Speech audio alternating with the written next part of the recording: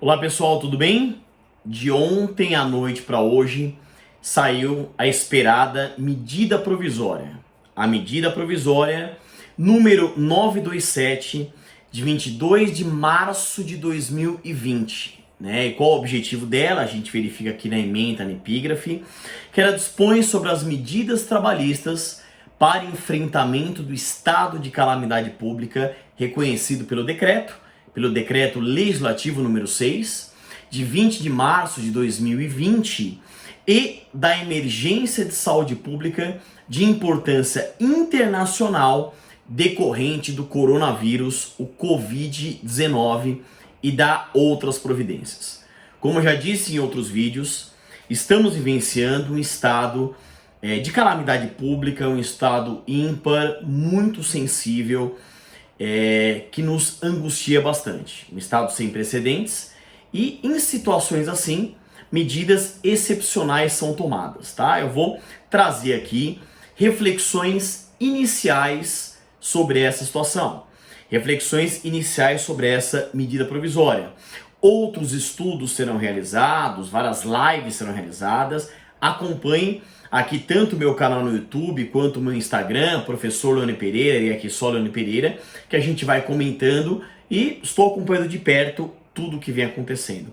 Pessoal, a medida provisória ela é grande e eu não consigo fazer uma análise superficial disso, então eu vou dividir em vários temas, em vários vídeos, para que fique mais fácil a compreensão. Pode ser? Então vamos lá. Só para você ter uma ideia, essa medida provisória ela é dividida em capítulos. Então o capítulo 1 fala das alternativas trabalhistas para enfrentamento do estado de calamidade pública e da emergência de saúde pública de importância internacional decorrente do coronavírus, o Covid-19.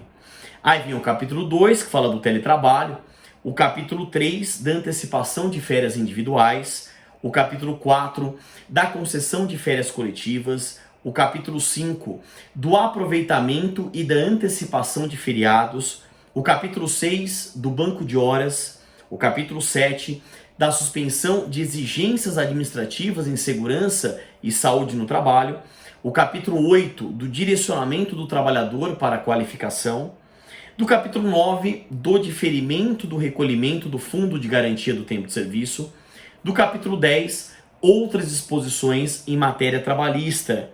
Essa medida provisória possui 39 artigos, sendo que o último artigo fala que esta medida provisória entra em vigor na data de sua publicação, tá bem? Então nós temos assim, o publicado foi dia 22 de março de 2020, tá bem? Então nesse primeiro vídeo eu vou falar dessa parte introdutória e cada capítulo eu vou fazer um vídeo específico. Então vamos começar com esse capítulo 1 das alternativas trabalhistas para enfrentamento do estado de calamidade pública e da emergência de saúde pública de importância internacional decorrente do coronavírus, o Covid-19. Vamos lá, o artigo 1º fala assim: esta medida provisória dispõe sobre as medidas trabalhistas que poderão ser adotadas pelos empregadores para, e aí perceba o objetivo aqui, para a preservação do emprego, que na área trabalhista é o princípio da continuidade da relação de emprego, que foi alinhavado lá atrás pelo saudoso jurista uruguaio Américo Pla Rodrigues, e da renda, e para enfrentamento, lógico, do estado de calamidade pública reconhecido pelo Decreto Legislativo número 6, de 20 de março de 2020, e da emergência de saúde pública de importância internacional decorrente do coronavírus, o Covid-19, decretada pelo Ministro de Estado da Saúde em 3 de fevereiro de 2020, nos termos do disposto da Lei 13.979, de 6 de fevereiro de 2020. Então, portanto, veja, o que nós temos em termos de legislação sobre o coronavírus? Então, nós temos, na ordem, a Lei 13.979, de 6 de fevereiro de 2020, depois o Decreto Legislativo número 6, de 20 de março de 2020, decretando estado de calamidade pública, e agora a medida provisória 927, de 22 de março de 2020. Muito bem, aí continuando. O disposto nessa medida provisória se aplica durante o estado de calamidade pública reconhecido, foi reconhecido mesmo, pelo Decreto Legislativo número 6 de 2020, e para fins trabalhistas, constitui hipótese de força maior nos termos do disposto no artigo 501 da CLT. Realmente eu faço parte de vários grupos aí trabalhistas, de juristas, estudiosos, e essa dúvida, esse debate ele existe, quer dizer, o enquadramento como força maior ou não. Então veja, né, se a gente for na CLT, o enquadramento à força maior nós encontramos entre os artigos 501 a 504, tá?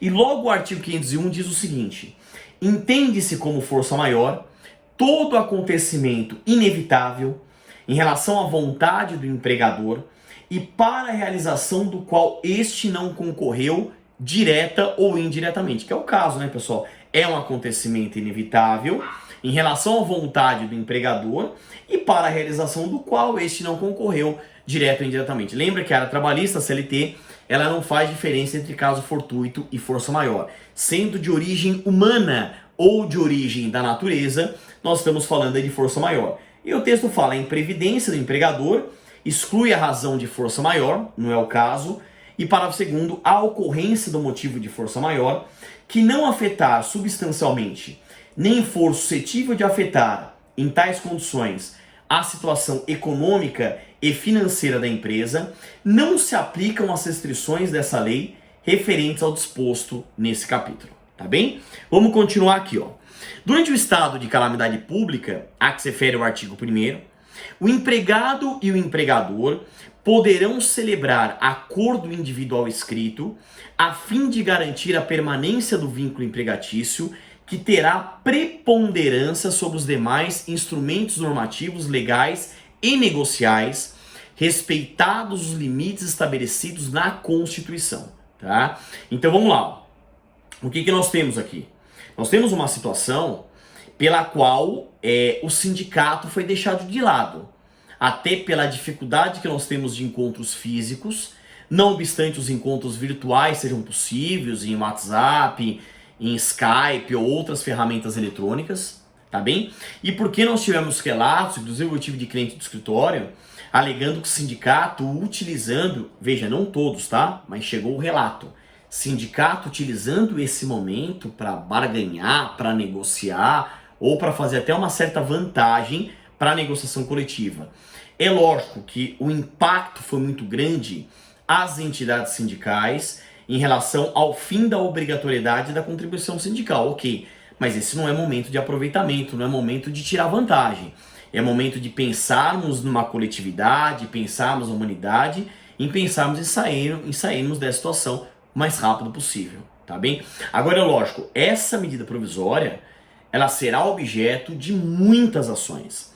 Ela será objeto de controle de constitucionalidade, será objeto de controle de convencionalidade, isso sem dúvida nenhuma, e a gente só espera do Poder Judiciário que tenha razoabilidade, proporcionalidade, ponderação de interesses em suas situações.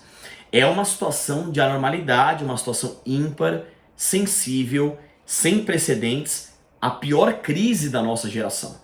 Então é lógico que medidas foram tomadas no desespero. E tudo isso tem que ser levado em conta no Poder Judiciário, porque com certeza muitas ações serão ajuizadas, tá? E aí veja, né, pra gente terminar esse primeiro vídeo.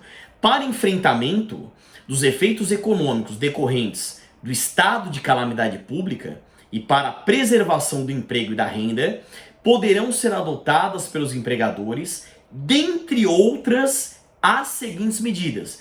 Então o rol ele é meramente exemplificativo e não taxativo. É um rol, números apertos e não números clausos. Então nós temos opções. Quais são as opções? Teletrabalho, antecipação de férias individuais, concessão de férias coletivas, o aproveitamento e a antecipação de feriados, o banco de horas, a suspensão de exigências administrativas em segurança e saúde do trabalho, direcionamento do trabalhador para a qualificação e o diferimento do recolhimento do Fundo de Garantia do Tempo de Serviço, FGTS. Já adiantando matéria, não vi o governo nesse momento entrando com a parte dele, vamos dizer assim. É lógico que ele está preocupado, eu estou acompanhando todos os dias anúncios de auxílio econômico, auxílio financeiro, mas cadê a parte governamental para auxiliar os empregadores, os empregados, os tomadores de serviços e os trabalhadores? Então é um debate, é uma discussão que se coloca, tá? Então a gente encerra aqui esse primeiro vídeo e até o próximo, tá bem? Aquele pensamento positivo, ânimo firme e até mais.